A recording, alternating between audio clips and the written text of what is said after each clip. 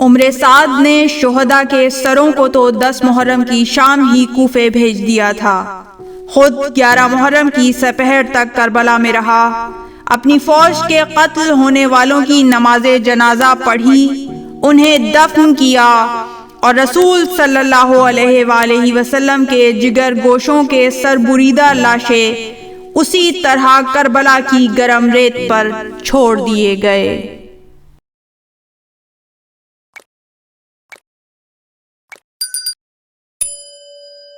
زوال آفتاب کے بعد نبی کی بیٹیوں کو بے کجاوا اونٹوں پر سوار کرا کے کوفے کی طرف روانہ ہوا۔ سجاد ہوئے محبوس، بلا افسوس کسی نے یہ نہ کہا، یہ پاؤں ستون کعبہ ہیں، زنجیر کسے پہناتے ہو۔ اسی شہر کی طرف جو جناب امیر المومنین علیہ السلام کا پایہ تخت تھا، 20 سال بعد شہزادیاں پھر اسی کوفے کی طرف آ رہی تھیں، لیکن اسیر ہو کر۔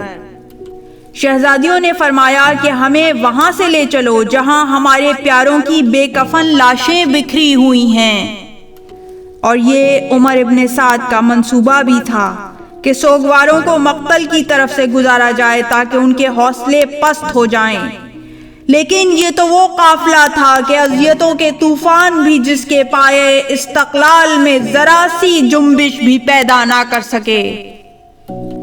کوفے کے بعد قیدی عورتوں اور بچوں کو تیزی سے شام لے جایا گیا اور انہیں راستے میں آئے شہروں میں تماشے کے طور پر پیش کیا گیا۔ مظلومیت کی انتہا ہے، اس لیے کہ یہ سفر آل محمد کے لیے انتہائی تکلیف دہ ہے، اور ایک مقام پر ہم یہ دیکھتے ہیں کہ بی بی زینب سلام اللہ علیہا نے سر امام کو مخاطب کر کے فرمایا، محمد کے لال، تم دیکھ رہے ہو یہ ظالم ہمیں شہر شہر تشہیر کر رہے ہیں، لیکن یہ مظلومیت انقلاب بیداری ہے، اور ہم کوفے سے شام تک دیکھتے ہیں کہ جہاں جہاں سے اسرائے آل محمد کا قافلہ گزرتا ہے، بیداری اور ظلم کے خلاف احتجاج کی لہر دوڑتی چلی جاتی ہے۔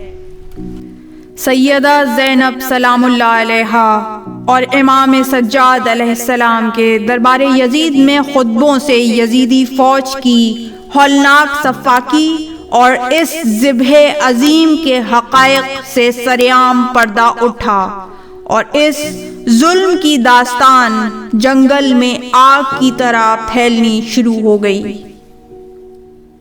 امام حسین علیہ السلام کے صبر اور بے مثال قربانی نے لوگوں کے دلوں اور ضمیر کو جھنجھوڑا، ظلم کے خلاف بغاوت اور سرکشی کے خلاف ڈٹ جانے کا بیج بو دیا۔ اب امام حسین علیہ السلام کروڑوں افراد کے لیے آزادی، حریت، عزت اور حرمت کی اعلیٰ ترین مثال ہیں۔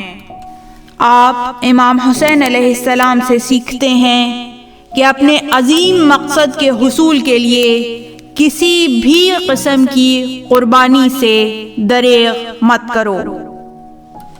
وہ سچائی اور عدل کے اصولوں کی خاطر موت کو بھی خاطر میں نہیں لاتے۔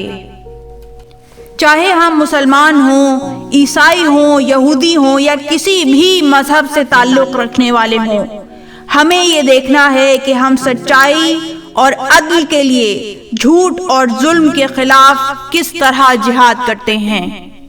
اسی لیے آج امام حسین علیہ السلام عدل، سچائی اور مساوات کے علمبردار ہیں، اور جو لوگ آج ان چیزوں کے لیے جد و جہد کرتے ہیں وہ ان کے نام کے سہارے سے آگے بڑھتے ہیں اور انہیں یاد رکھتے ہیں۔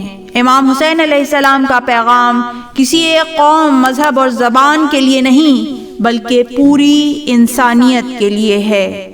ان کی یاد کو تازہ رکھنا اور ان کی قربانی کو زندہ رکھنا ہمیں آج کے دور میں جینا سکھاتا ہے۔ اس طرح کی مزید تحقیقی، علمی اور تاریخی ویڈیوز دیکھنے کے لیے چینل کو سبسکرائب کیجیے اور بیل آئیکن پہ کلک کیجیے۔